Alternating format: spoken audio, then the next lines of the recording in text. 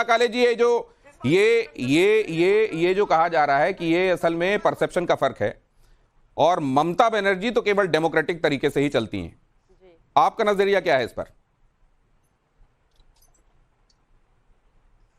दिनेश जी बहुत बहुत धन्यवाद। आज रक्षाबंधन है और इस त्योहार की सभी को शुभकामनाएं। लेकिन एक नारी होने के नाते जब मैं बंगाल की डॉक्टर बेटी को आज के दिन पर याद करती हूं तो मन छलनी हो जाता है। आज वो जिंदा होती, अपने भाइयों के साथ, जो भी उसके कजिन्स वगैरह थे उनके साथ इस त्योहार को मनाती, लेकिन निर्ममता बनर्जी, उनकी सरकार और प्रशासन को वो ये गवारा नहीं था। और 2 लाइन्स बोल रही हूं ममता बनर्जी और उनकी सरकार के लिए कि बंगाल की महिलाएं सड़कों पर बोले कि निर्ममता बनर्जी की राज में हमारी सुरक्षा के साथ खेला होवे। आज खेला उनकी सुरक्षा के साथ, उनकी इज्जत के साथ हो रहा है। और यहां पर बात की जा रही है कि वामियों के खिलाफ लड़ करके ममता बनर्जी पश्चिम बंगाल में सत्ता में काबिज हुई। बिल्कुल सही बोला आपने, वामियों के खिलाफ लड़ी थी, उन्होंने मां, माटी और मानुष की बात करी थी। लेकिन अब ममता बनर्जी के राज में पिछले 14 साल में मां, माटी और मानुष तीनों को ध्वस्त किया जा रहा है। यह केवल राजनीतिक जुमला ममता बनर्जी के लिए रहा है, इसके अलावा कुछ नहीं रहा है साहब। जो वामियों के राज में होता था उससे 100 गुना ज्यादा अत्याचार, अन्याय, भ्रष्टाचार आज वहां पर हो रहा है।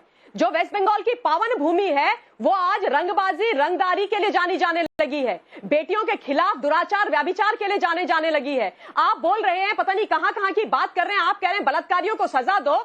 जिस कैंपस के अंदर बलात्कार हुआ उसके जो प्रिंसिपल थे डॉक्टर घोष, उनको प्रमोशन क्यों दिया ममता बनर्जी ने?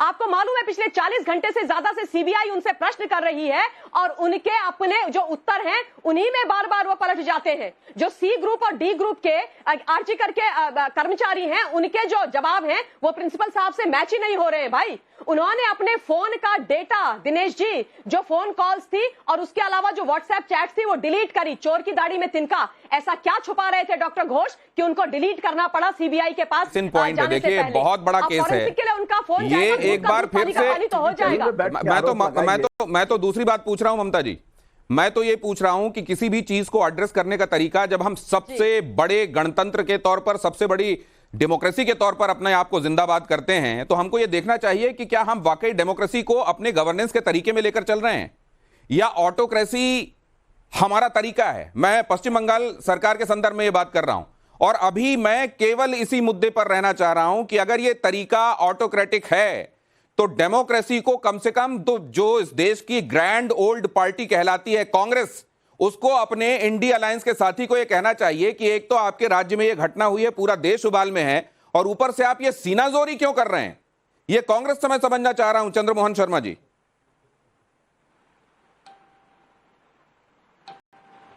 देखिए बिल्कुल बड़ा गंभीर विषय है दिनेश भाई, और मैं इस बात के लिए बिल्कुल आपकी बात को बड़ा करता हूं कि कांग्रेस को समझना चाहिए, और मैं आपको उसका तथ्य भी देता हूं कि कांग्रेस कहां समझ रही है। हमारे राष्ट्रीय प्रवक्ता सुमित्रा सेनेट, पवन जी ने सबने इसका विरोध करा और इस चीज को बोला कि इसके ऊपर सरकार को कठोर से कठोर कार्रवाई होनी चाहिए।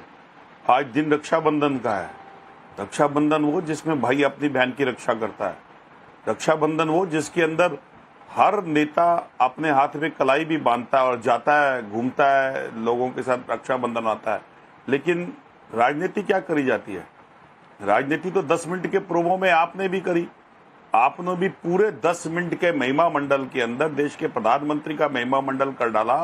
लेकिन 10 मिनट के उस महिमा मंडल में आपने कहीं इस बात का वचन नहीं लाके दिया कि जब देश की सरकार, देश की जनता समृद्ध और बड़ी और शक्तिशाली चुने, और उसके बाद 10 साल गुजर जाने के बाद भी महिला उत्तर प्रदेश, बंगाल, राजस्थान की हो जाएं, वो महिलाएं ना रहें।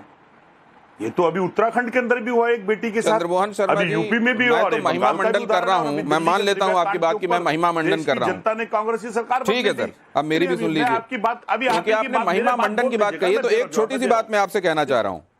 ममता बनर्जी ने कांग्रेस को यह कहा है कि कांग्रेस शासित राज्यों में जो घटनाएं होती हैं उसको लेकर कांग्रेस जवाब देगी क्या? आपके सवाल उठाने का यह प्रतिसाद ममता बनर्जी ने दिया है। तो एक तो ये आपके अलायंस के बारे में बताता है, दूसरे अगर आप चंद्रमोहन शर्मा हैं और मैं आपको चंद्रमोहन शर्मा कह रहा हूं तो यह महिमा मंडन है या साफ गोई है? मैं दे रहा हूं आपको जवाब, उसी बात का जवाब। देखिए बिल्कुल आपने बिल्कुल मेरे प्रश्न का जवाब दे दिया कि अगर हमने ये बात कही तो अगर ममता बनर्जी ने कहा कि कांग्रेस शासित राज्य में देखे तो ये उन्होंने प्रतिकार जवाब दिया, लेकिन आप कहां बैठे हुए हैं और भाजपा कहां बैठी हुई है? देश की जनता ने सरकार किसको दी है? मेरे परिवार के सदस्य, बंधु, मित्रों, किसने कहा था? देश के प्रधानमंत्री ने कहा था। इस देश की बेटी को पढ़ा के उसकी सुरक्षा करने का वादा किसने किया था? देश की प्रधानमंत्री ने किया था। इस देश की जनता ने कांग्रेस और पुरानी सरकारों को बदल के पूर्ण बहुमत की सरकार की सत्ता किसको दी थी? भारतीय जनता पार्टी को दी थी। एक बार, दो बार दी और दूसरी तीसरी बार अल्पमत में दी। उसके बाद भी चूड़ियां पहन के बैठे हुए हो।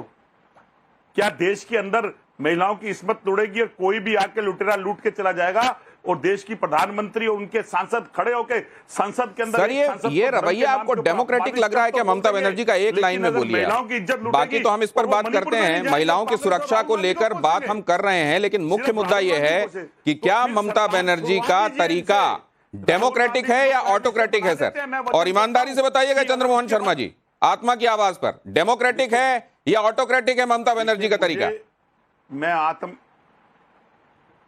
देखिए, मेरे लिए कोई भी डेमोक्रेटिक ऑटोक्रेट नहीं है। मेरे लिए मानवता के सबसे बड़ा प्रश्न गोल कर गए ना आप। और मैं मानवता, और ये शायद इंडी अलायंस में रहने का तकाजा है कि जो साफ साफ बड़ा बड़ा दिखाई दे रहा है ना, उसको भी आप गोलमोल कर रहे हैं। मैं जरा शत्रुपा जी के पास जाऊंगा। शत्रुपा जी, क्या एक बार कुर्सी में बैठने के बाद असर्शन ही एक तरीका होता है? भले ही वो असर्शन, वो असर्शन ऑटोक्रेसी बन जाए, लेकिन वही एक तरीका है, वरना शेर से नीचे उतरेंगे, शेर आपको खा जाएगा, ये कहा जाता है पॉलिटिक्स में। क्या यही ममता बनर्जी दिखा रही हैं?